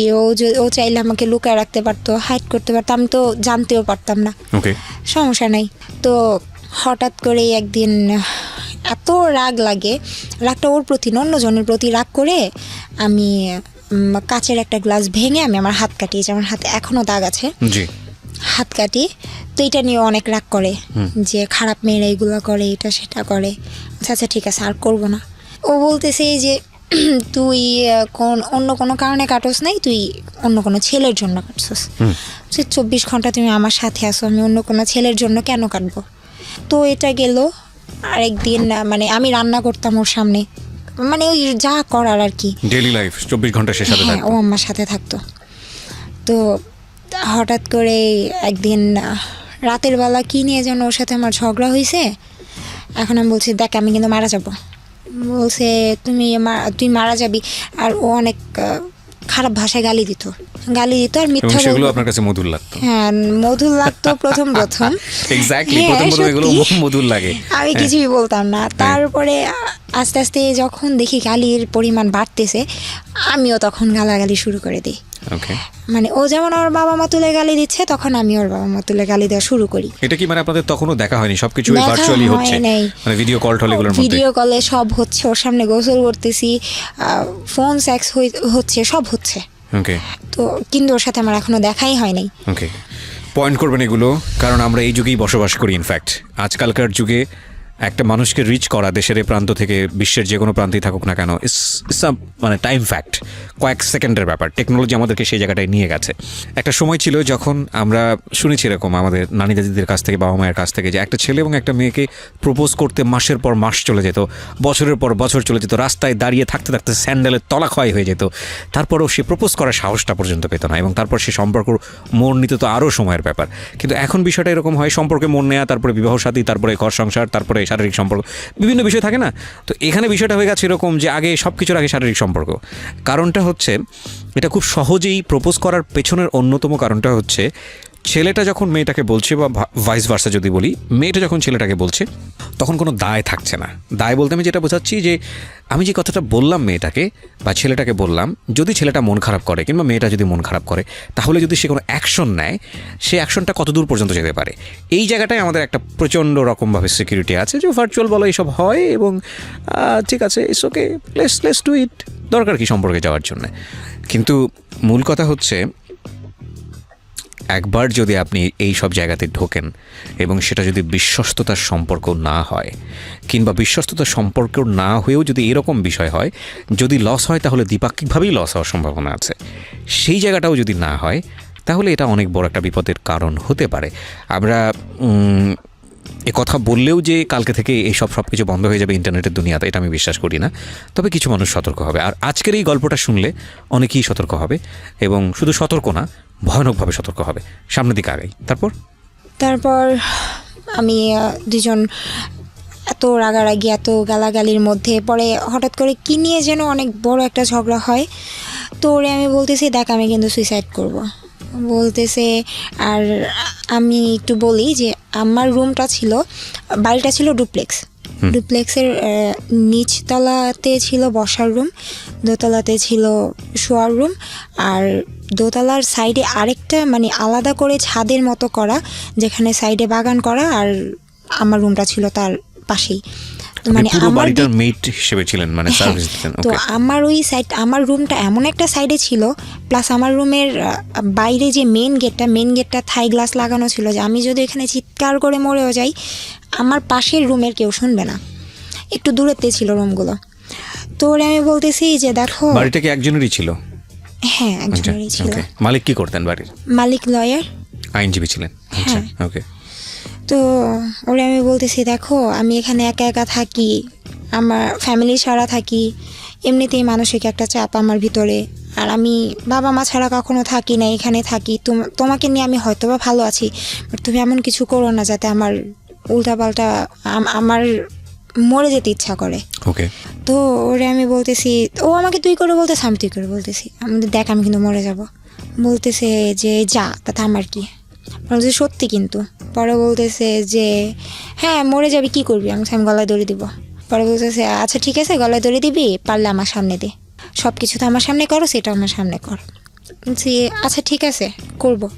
তো আমি নিচের কাজটা শেষ করে ম্যাডামকে বিদায় দিলাম, বললাম যে ম্যাডাম আমি এখন ঘুমাবো, আমার অনেক খারাপ লাগতেছে, আমি একটু যাই, শরীরটা খারাপ।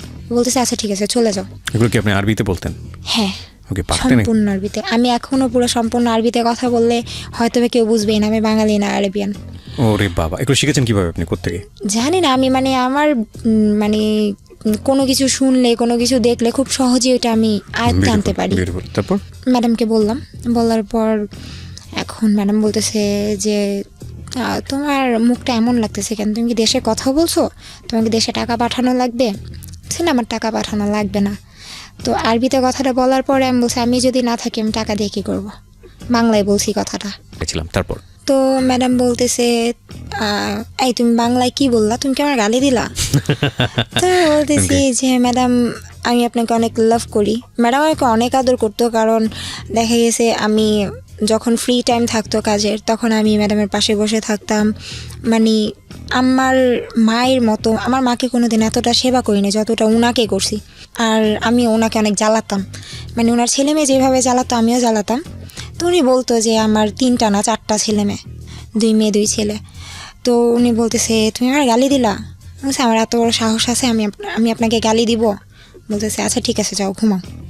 তারপর আমি বিদায় টিদায় দিয়ে ঘুমাতে গেলাম। তো তখন আমি ওর বলতেছি, তখনও কিন্তু লাইনে অডিও কলে, মানে যখন সামনে কেউ থাকে তখন অডিও কলে থাকে, আর আমি যখন একা থাকি তখন ভিডিও কলে। এখন কি অবস্থা আছে আপনার ফোনে, কি আছো? না না, ওকে ফাইন, ফোন অফ হয়ে গেছে। তো তারপর আমি উপরে যাওয়ার পর মানে ম্যাডাম বুঝতে পারছিল হয়তোবা যে আমার মন খারাপ। তো আমি উপরে যাওয়ার 5 মিনিট পরে উনি আমার পিছিয়ে পিছিয়ে যায় আর আমার মেন গেটের দরজাটা নক করে। আমি বলছি আপনি কেন আসছেন? আমি গেট বন্ধ করে দিলাম, আমি তো ঘুমাবো। বলতেছে যে আচ্ছা তুই গেটটা খোলা রেখে ঘুমা, তোর ঘরের গেট লাগা কিন্তু এটা খোলা রাখ। কিন্তু আমি আমার রুমের গেট কখনো বন্ধ করতাম না, কারণ আমার রুমের গেট একটু সমস্যা হতো, বন্ধ হতো না, এই জন্য মেন গেটটা বন্ধ করে ঘুমাতাম। তো আমি বলতেছি ম্যাডাম কী করবেন আপনি? বলতেছে যে আমি এখানে বসে সীসা খাবো। আমি সীসা বানাতে পারি খুব ভালো করে। আপনি? হ্যাঁ অনেক সুন্দর করে বানাতে পারি। সীসা কি ওদের দেশে লিগ্যাল না, সবাই খায়? হ্যাঁ সবাই খায়। ওকে। তো সীসাটা পরে আমি বলতেছে আচ্ছা তুই তো ঘুমাতে যাবি, আমার সীসাটা বানায় দিয়ে যা। তো বানায় টানে আমি রাখলাম, না ভাবছি যে হ্যাঁ উনি এই জন্যই আসবে, কিন্তু ওনার ছিল যে গেটটা খোলা রাখবে উনি। তারপর উনি চলে যায়। তো আমি তখন আমার বয়ফ্রেন্ডকে বলতেছি যে দেখো আমার অনেক খারাপ লাগতেছে, তুই দেখ তো আমার অনেক খারাপ লাগতেছে, তুই আমার সাথে এমন করিস না।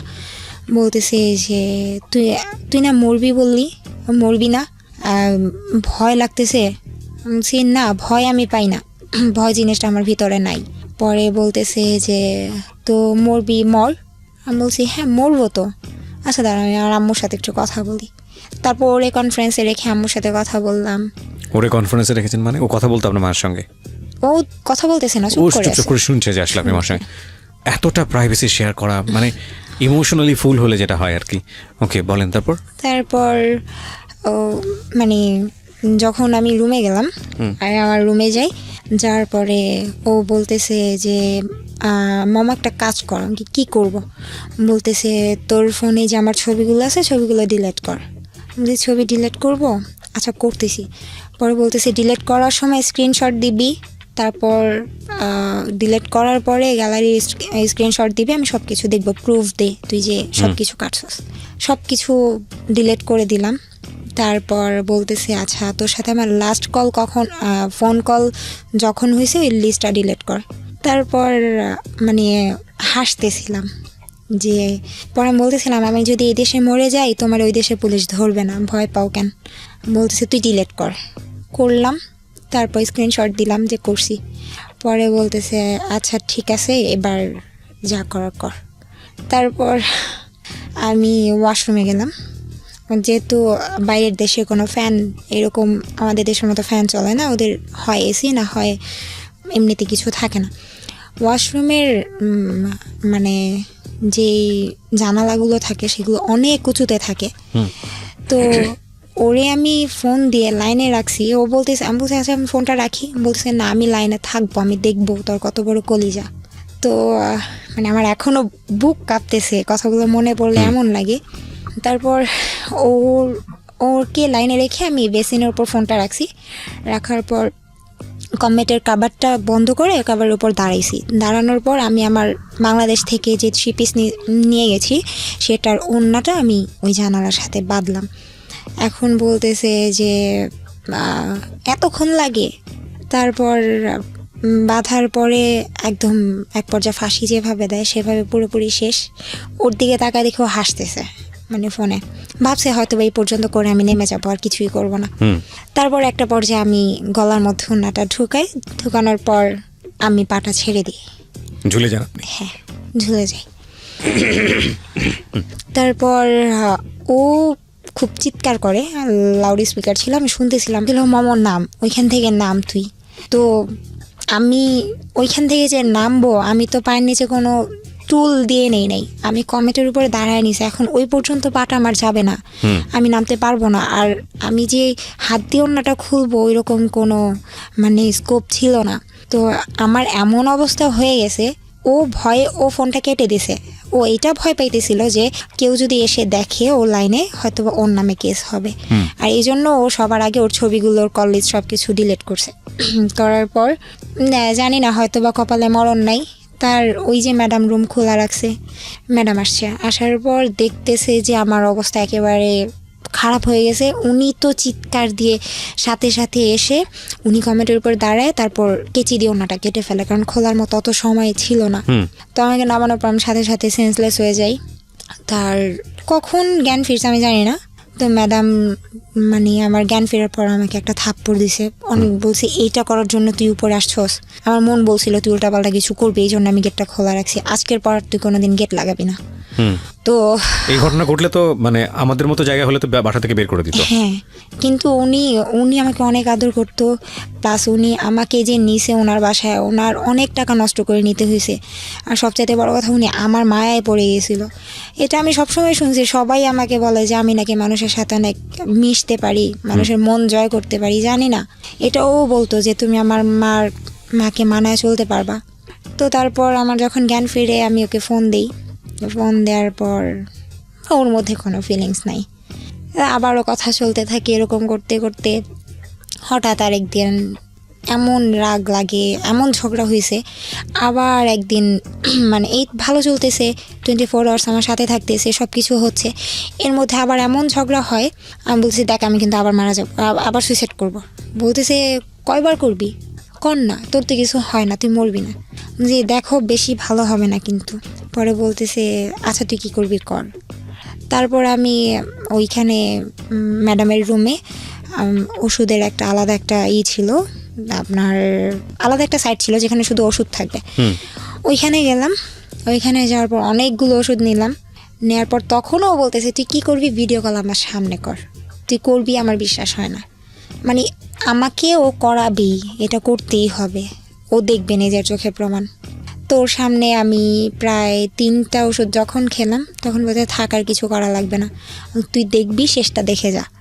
শেষ পর্যন্ত আমি সবগুলো ওষুধ মানে খাওয়ার আগে পর্যন্ত মানে খাবো 5টার মতো খাইছি, তার মধ্যে আমার আরেকটা ফোন আসে। আরেকটা ফোন আসার পর আমার আম্মুর ফোন ছিল, সেটা ফোনটা ধরার পর আমি কথা বলতে বলতে মানে ইমোশনাল হয়ে যাই। মা আমার জন্য মন খারাপ ছিল, মার সাথে মা বলতেছে মমতার কথা অনেক মনে পড়তেছে। তখন আর কি বুঝলাম যে মার মন, এমন একটা সময় ফোন দিতে হলো। তারপর আমি সব ওষুধগুলো ফেলে দিই, 10টা ওষুধ ছিল, 5টা খাওয়ার পর 5টা ফেলে দিই। তারপর ওই 5টা খাওয়ার পর আমি সারাদিন আমার মানে কোনো ক্ষতি হয় নাই, কিন্তু আমার এমনিতেই খুব মাথা ঘুরতো, পড়ে যাব লাগে এরকম। তারপরে লাস্ট আমি যখন বাংলাদেশে চলে আসব তার আগে আরেকবার এরকম ঝগড়া হয়, তখন আমি আমার ঘরে আগুন লাগিয়ে দিই। ওখানে? হ্যাঁ, ওইখানে আমার খাট ছিল না, ওইখানে তো আপনার যেই আলাদা যেই বেডগুলো থাকে যে ফর্মের, ওইগুলো ছিল, আমি এটার মধ্যে আগুন লাগিয়ে দিই। তারপর ঘরের দরজা পর্যন্ত বন্ধ করে দিই। একেবারে ঘরে যা ছিল সম্পূর্ণ পুড়ে গেছে, আমি সেন্সলেস হয়ে গেছি ঘরের মধ্যে। তো জানালা দিয়ে যে কালো ধোঁয়াগুলো বের হয়েছে সেটা পাশের বাড়ির লোক দেখে আমাদের বাসায় লোক পাঠানো হয়, তারপরে আমাকে ওইখান থেকে বের করা হয় জানালা দিয়ে এসে। তারপর আপনার মালিক আপনাকে কিছু বলে নাই? তারপরেই তো আমাকে একদম তাড়াতাড়ি করে টিকিট কেটে পাঠিয়ে দিল। ও এই ঘটনার পরে আপনাকে টিকিট কেটে পাঠিয়ে দেয়? আচ্ছা। যে এইভাবে রাখলে তুই যে কোনো মুহূর্তে একটা কিছু করে ফেলবি। আসার পর ভালোই সম্পর্ক চলতেছে। না দাঁড়ান, আসার পরে আপনি ওনার সঙ্গে ফার্স্ট মিট করলেন? ফার্স্ট মিট করার পর। এটা কতদিন আগের ঘটনা? কবে আসছেন আপনি? এই রোজার ঈদের, গত রোজার ঈদের। মানে 1 বছর হয়ে গেছে আপনার? 1 বছর প্লাস রোজার মধ্যে। গত রোজার ঈদের আগের রোজার ঈদ। তো এখন ওর সাথে ফার্স্ট মিট, ও আমাকে সামনাসামনি যখন দেখে, আমি যখন দেশের বাইরে ছিলাম, মানে এখন আপনি আমাকে যা দেখতেছেন আমি মোটেই এমন ছিলাম না, অনেক সুন্দর ছিলাম, অনেক ফ্যাট ছিলাম। তো ও আমাকে দেখার পর তাকায় আছে, বলতেছে যে আমি যা চাইছিলাম তার চেয়ে তো অনেক বেশি পাইছি। ফাইন, এখানে আমার একটা কথা আছে। একটা হচ্ছে যে আপনি যখন আসলেন তখন আপনি প্রতি মাসে কত টাকা পাঠাতেন ওই সময়? 13,000। ওই 13,000ই পাঠাতেন? আচ্ছা, ইনকাম তো ভালোই ছিল সবকিছু মিলে, আপনি সবকিছু মিলে ভালোই ছিলেন? হ্যাঁ, ভালো ছিলাম। এই ছেলেটার জন্য আপনার এই অবস্থা হয়ে আপনার দেশে ফিরতে হলো? তার কারণ হচ্ছে ও আমাকে বলছে বিয়ে করবে, সেই জন্য। আর আমি আসার সময় আমার বাসার কারোর জন্য কিচ্ছু আনি না, জাস্ট আমার আম্মুর জন্য। ও ছেলেটা বলেছে বিয়ে করবে? হ্যাঁ। তো কি বলতেছিল, তুমি দেশে চলে আসো তোমাকে বিয়ে করবে, এরকম কিছু তারা দিচ্ছিল? তারা দিচ্ছিল বলতে আমি পাগল হয়ে গেছি, বিয়ে করবে, চলে যাই, আর কষ্ট করতে ভালো লাগতেছে না। প্রায় 3 বছর হয়ে আসলো। তাহলে বাসায় আগুন ধরালেন কেন? আসার আগে ওই যে ঝগড়ার কারণে আগুন ধরিয়ে দিয়েছেন? আচ্ছা, তো আসলে ওই যে প্রচন্ড রাগ। তারপরে আমি ওর শুধু ওর বাবা আর ওর দুলা ভাই ছাড়া ওর ফ্যামিলির যারা ছিল সবার জন্য আমি সবকিছু আনি, গিফট আনি, বাট আমার ফ্যামিলির কারোর জন্য কিচ্ছু আনি না। তো এই জিনিসটা ও কত বছর পরে আসলেন? 3 বছর। 3 বছর দেশের বাইরে ছিলেন, 3 বছর পরে আসলেন। হ্যাঁ। তারপর ওর সাথে ফার্স্ট মিট যখন, তখন ও বলতেছে আমি যা চাইছি তার চাইতে অনেক বেশি সুন্দর তুমি। আর ওর ফ্যামিলি সবাই ছিল কালো, এখন মানে যেটা সত্যি কথা, ওর ফ্যামিলি সবাই কালো। তো বলতেছে যে তুমি তো আমার বংশের সবচাইতে বেশি সুন্দরী হবে। আমি বলছি থাক, এমন করে বলার দরকার নাই, শুধু বিয়ের টাইমে বিয়েটা করলেই হবে। দুষ্টামি করতেছিলাম। এরপর থেকে ভালো রিলেশন হচ্ছে। ফার্স্ট যেদিন আমাদের দেখা হয় সবচাইতে মানে ইন্টারেস্টেড ব্যাপারটা হচ্ছে এটা যে ফার্স্ট দিনই আমাদের ফিজিক্যাল হয়ে যায়। কোথায় মিট করেন আপনারা? মানে ও আমাকে একটা জায়গায় নিয়ে যায়, ও বলতেছে চলো আমার একটা সিক্রেট কফি শপ আছে, ওইখানে আমরা যাব। তো ওইখানে আমরা যাই। কোথায় কফি শপটা? একটা শনি একরাতে, ঢাকার ভেতরে শনি একরাতে। হ্যাঁ, তারপর? তো ওইখানে নিয়ে গেল। তো এইখানে মানে এতদিন পরে ওরে আমি দেখছি, এখন এর মধ্যে কিছু হয়ে যাওয়াটা অস্বাভাবিক কিছুই না, যেহেতু ফোনে আমাদের এত কিছু হতো। তো ফার্স্ট মিট আমার মনে হয়নি ওরে আমি প্রথমবার দেখতেছি, মনে হয়েছে ওরে আমার অনেক আগে থেকেই দেখা। ওই দিন এরকম হলো কফি শপের ভিতরে? কফি শপের মধ্যে। কফি শপ এটা হয় কিভাবে? তার মানে কফি শপটা অন্যরকম ছিল। অন্যরকম বলতে কফি শপ ডিজাইনটা করা হয়েছে এরকম ভাবে? ডিজাইনটা করা হয়েছে এরকম, মানে আলাদা আলাদা সাইড ছিল দুইটা সাইডের সোফাগুলো ছিল রাউন্ড সোফাগুলো ওই রকম। যখন ভিতরে কেউ ঢুকতো তারা সোফাটা বন্ধ করে দিত, দেয়ালের সাথে বন্ধ করে দিল, এটা জাস্ট ছোট একটা রুমের মতো হয়ে যেত। উপর থেকে খোলা? উপর থেকে খোলা, উপরে তো দেয়াল। আচ্ছা। হ্যাঁ। আর এটা বন্ধ করে দিলে আলটিমেটলি কেউ ইন্টার করতো আর না। পুরাটাই ছিল মানে অন্ধকার, লাইক সব ডিম লাইট জ্বালানো ছিল এরকম। তো ওইটা টোটাল কেউ ডিস্টার্ব করতো না। না, তার মানে এইরকম সোফা আলটিমেটলি এগুলো বানানো হয়েছে যাতে করে এখানে কাপড়রা আসে এবং এসব কাজ করে। ওকে, তার মানে আর পার আওয়ার্স ওরা 200 টাকা করে নেয়। ওখানে পার আওয়ার্স বসলে 200 টাকা করে নেবে, তার মানে বসলে। একদম specially facilitated for this kind of illegal activities. Okay, আমার জানা ছিল না। হ্যাঁ বলেন। তারপর ওই দিন এরকম হয়ে যায়, তারপর আস্তে আস্তে প্রায় সপ্তাহে 2 দিন করে দেখা হতো। আপনার নিজেরও তো একটু ইতস্ততা লাগার কথা, কারণ আপনাকে আমি প্রশ্নগুলো এই কারণেই করছি, কারণ আপনি সেই সময় অনেক বেশি ইমোশনাল এবং যে ধরনের পরিবারে বড় হয়েছেন সেখানে এই ধরনের অ্যারোগেন্ট গ্রো করাটাও খুব স্বাভাবিক। কিন্তু আপনি এরকম একটা খোলামেলা জায়গাতে, হাজার হলেও এটা তো এক ধরনের চরম পর্যায়ের ক্রেজিনেস না থাকলে এরকম পাবলিক জায়গাতে, আপনার জন্য তো এটা প্রথম। ভার্চুয়ালি আপনারা এই ধরনের সম্পর্কে জড়িয়েছেন সেটা আলাদা বিষয়, কিন্তু এটা তো একদম এক ধরনের পাবলিকলি এই ধরনের সম্পর্কে জড়িয়ে যাওয়া, তো দুজনের ফার্স্ট মিট, তার মধ্যে আপনার নিশ্চয়ই এটার মধ্যে সম্মতি ছিল। হ্যাঁ, আমার সম্মতি ছাড়া কিছু হয়তো ইম্পসিবল। রাইট, ও কিন্তু ভুল করেছে, সে কারণেই ও কিন্তু আজকে এখানে এসছে। এবং আর আমি এই না ভুলের চাইলে- মাত্রাটা কত বড় আপনারা যখন সামনের দিকে যাবেন তখন বুঝবেন। হ্যাঁ, আমি না চাইলে কোনোদিন এটা হতো না, আর পারতোও না। রাইট।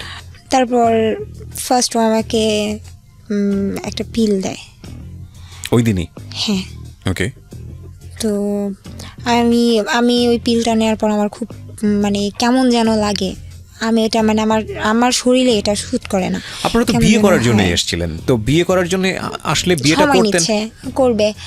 তো তারপর ঈদ ছিল, ঈদের এইরকম একটা কাহিনী ঘটে রমজানের মধ্যে, তাও আবার ও রমজানের মধ্যে? রমজানের মধ্যে এরকম একটা খারাপ একটা ব্যাপার ঘটে যায়। তারপর ঈদের 2 দিন পর আমরা আমি বাসায় জানানো হয় যে আমি কক্সবাজার যাব ফ্রেন্ডদের সাথে।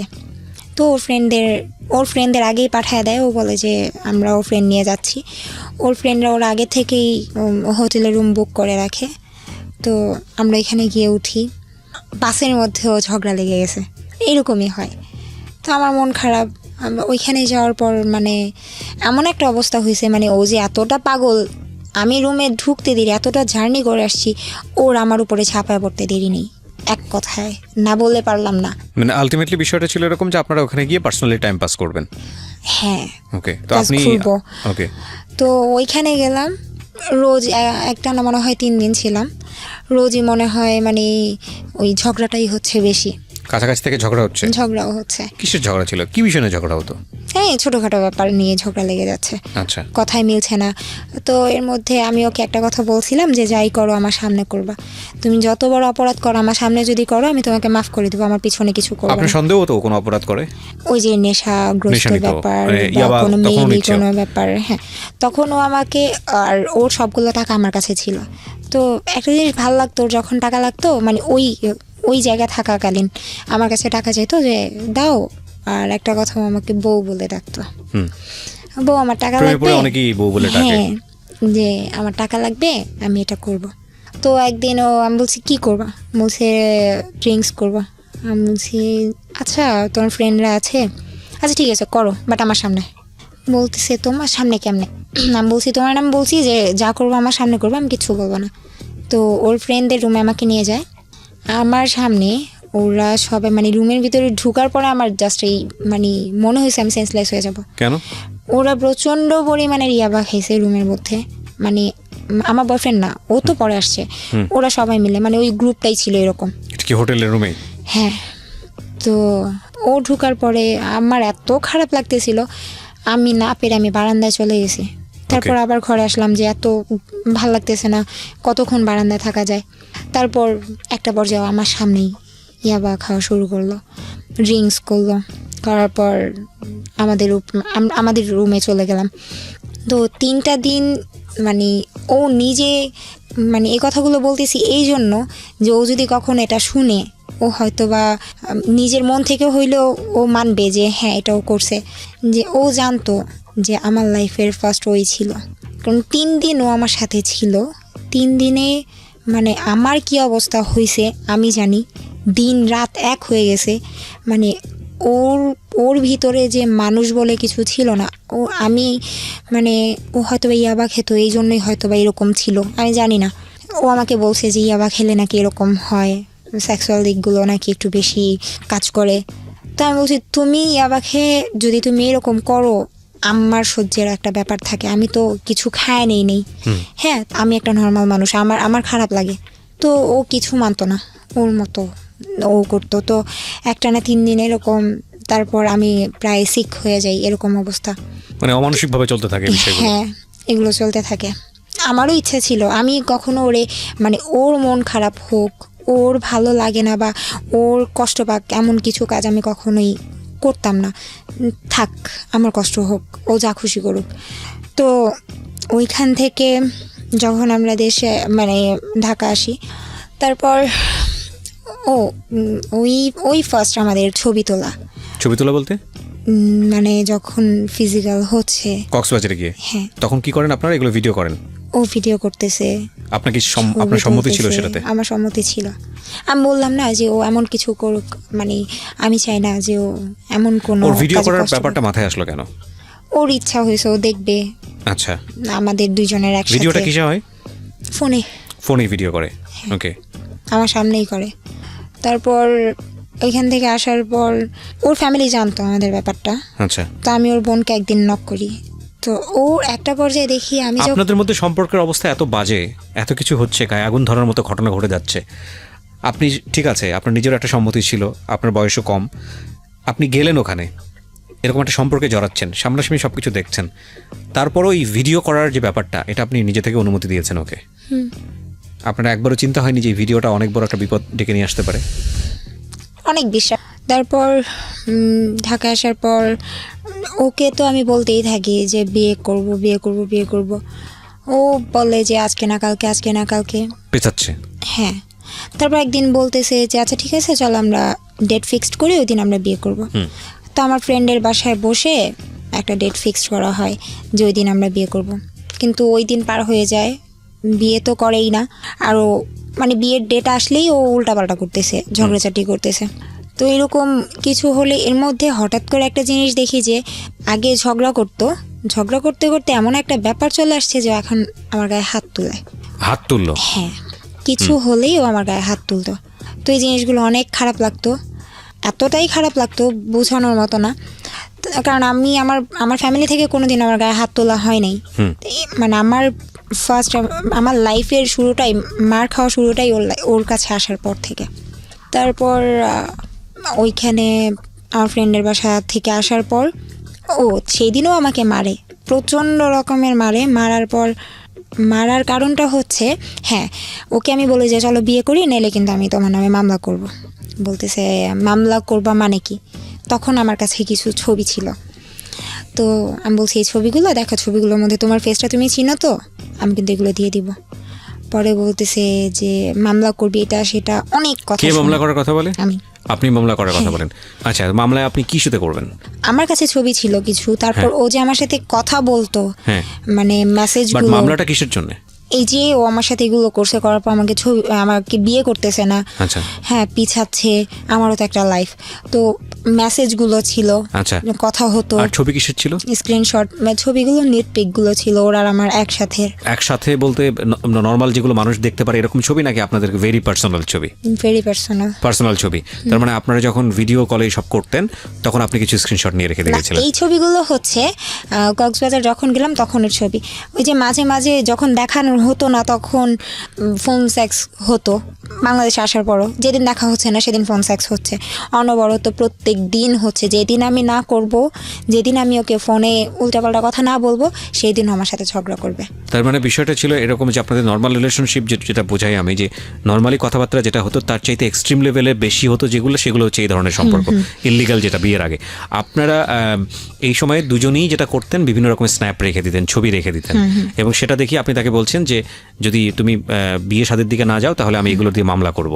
ওকে, তারপর আমরা ওকে দেখতেছি যে না, হচ্ছে না, ও আমার কোনো কথাই শুনতেছে না। মানে প্রচণ্ড রকমের ভয় দেখাই ওরে আমি, যে থানার সামনে যাই।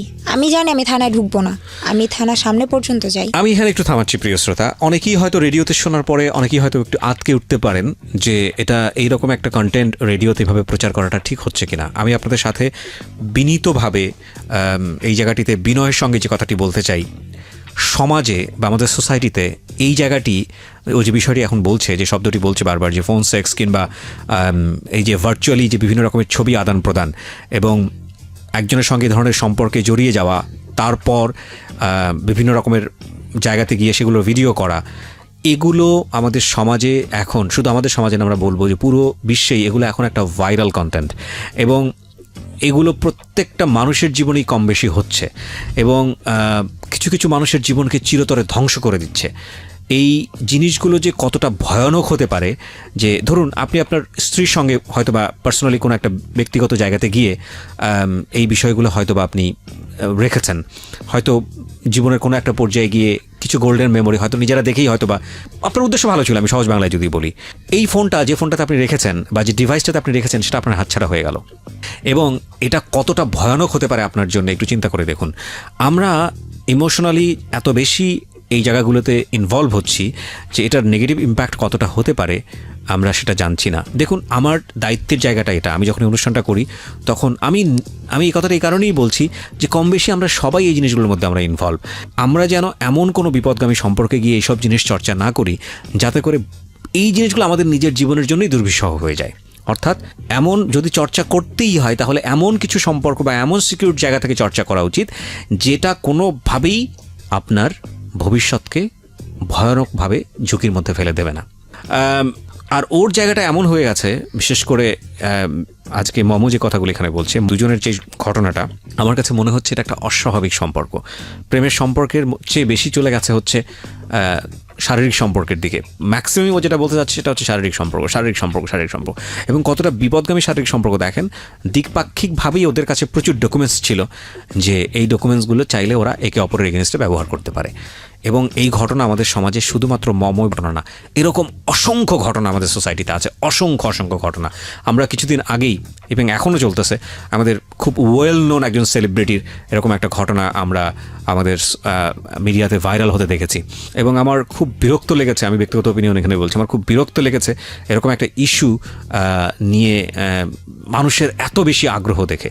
ব্যাপার হচ্ছে যে এটাই যে আসলে আমরা কনস্ট্রাকটিভ বা ভালো জিনিসের প্রতি যতটা আগ্রহ দেখাই, আমাদের খুব ন্যাচারালি এইরকম জিনিসের প্রতি আগ্রহটা অনেক তীব্র হয় এবং এটা নিয়ে যত পরিমাণ নাড়াচাড়া হয়েছে সোশ্যাল মিডিয়াতে, যেটা আসলেই খুব দুঃখজনক, দ্বিপাক্ষিকভাবেই খুব দুঃখজনক।